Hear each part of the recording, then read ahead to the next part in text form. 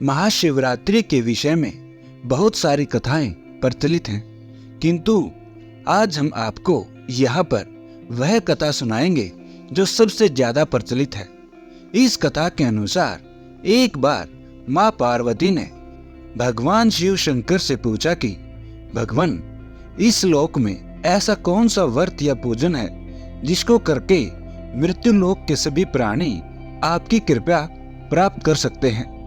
यह सुनकर भगवान शंकर मुस्कुराए और उन्होंने माँ पार्वती को एक कथा सुनाई जो इस प्रकार से है।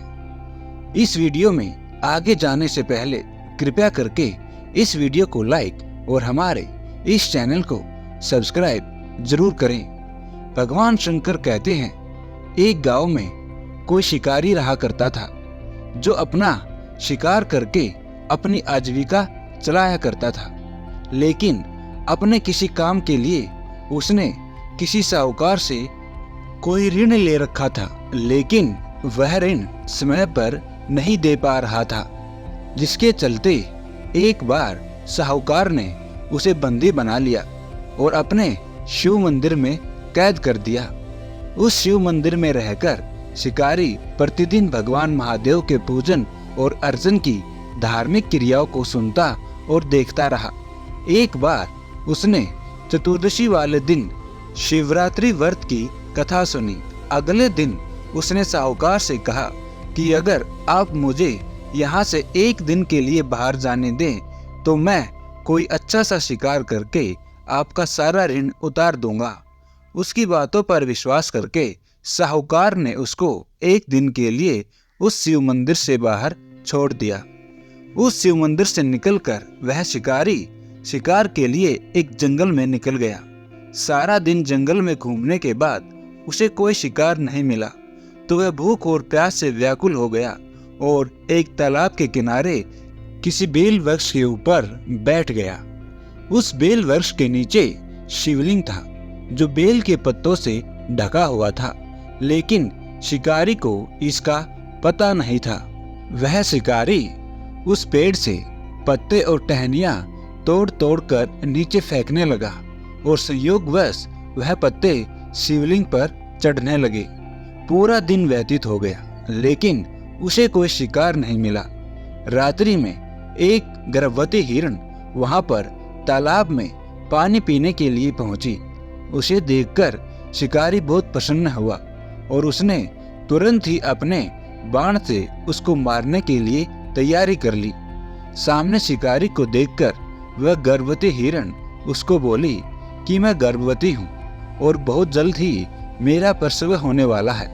यदि तुम मुझे मारोगे तो तुम्हें 2 जीवों की हत्या का पाप चढ़ेगा, इसलिए तुम मुझे छोड़ दो। मेरा प्रसव जैसे ही पूरा हो जाएगा तब मैं तुम्हारे पास आ जाऊंगी और तब तुम मुझे मार लेना। मेरी बात पर विश्वास करो। शिकारी ने उसकी बात पर विश्वास किया और उसे छोड़ दिया और वह वहां से तुरंत भागकर जंगल में लुप्त हो गई। थोड़ी ही देर बाद एक और हिरनी वहां पानी पीने के लिए आई। उसे देखकर शिकारी ने कहा और सोचा कि आज तो कुछ भी हो जाए मैं इसे नहीं छोड़ूंगा। वह उसे मारने ही लगा था कि हिरनी बड़े कातर स्वर में उससे बोली कि थोड़ी देर पहले ही अपनी ऋतुचर्या से निर्वृत्त हुई हूँ, बहुत कामुक अवस्था में हूँ और अपने प्रिय की खोज कर रही हूँ, इसलिए मैं अपने पति से मिलकर बहुत जल्दी ही तुम्हारे पास आ जाऊंगी, तब तुम मेरा शिकार कर लेना। यह सुनकर शिकारी को उस पर दया आ गई और उसने उसको भी जाने की अनुमति दे दी। धीरे धीरे रात बीत रही थी, तभी एक अन्य हिरनी भी अपने बच्चों के साथ वहां पर आई और पानी पीने लगी। शिकारी प्रत्यंचा चढ़ाकर उसको मारने ही चला था कि वह हिरनी शिकारी से बोली कि मेरे मरने के बाद मेरे बच्चे अनाथ हो जाएंगे, इसलिए तुम मुझे मत मारो। मैं इनको इनके पिता के हवाले करके वापस आ जाऊंगी, तब तुम मुझे मार देना। शिकारी ने उस पर भी यकीन कर लिया और उसको भी छोड़ दिया। जान बचाकर वह अपने बच्चों के साथ वहां से गायब हो गई। इस तरह धीरे धीरे पूरी रात बीत गई और सुबह हो गई। शिकारी को चिंता सता रही थी कि आज मुझे अपने साहूकार का ऋण उतारना था। मुझे कोई शिकार नहीं मिला तो मैं अपना ऋण कैसे उतारूंगा। वह इतना सोच ही रहा था कि अचानक एक हष्ट-पुष्ट हिरण वहां पर पानी पीने के लिए आ गया। उसको देखकर शिकारी ने सोचा अब तो इसे मारना ही है, क्योंकि दया करके मैंने तीनों को पहले ही छोड़ दिया है। यदि इसे भी छोड़ दिया तो आज मैं अपना ऋण नहीं चुका पाऊंगा।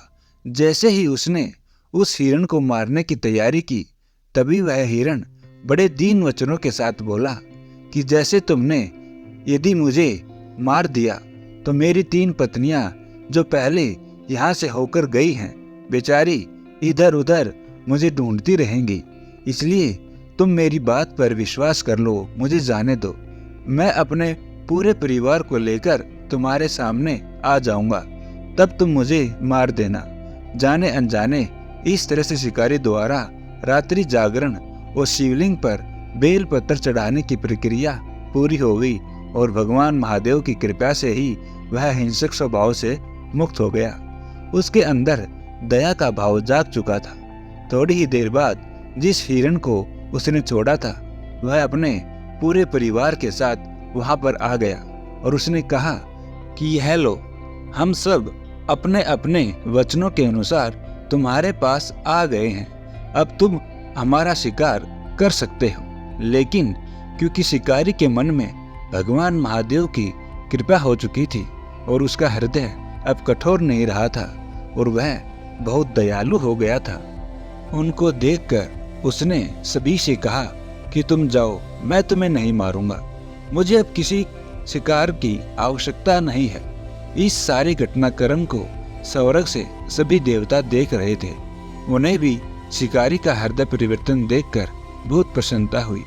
तब वो शिकारी पर अपनी कृपा बरसाने लगे और ऊपर से शिकारी पर पुष्प वर्षा करने लगे। पुष्प वर्षा के बाद सब देवताओं ने उस शिकारी और उस मृग परिवार को मोक्ष प्रदान कर दिया।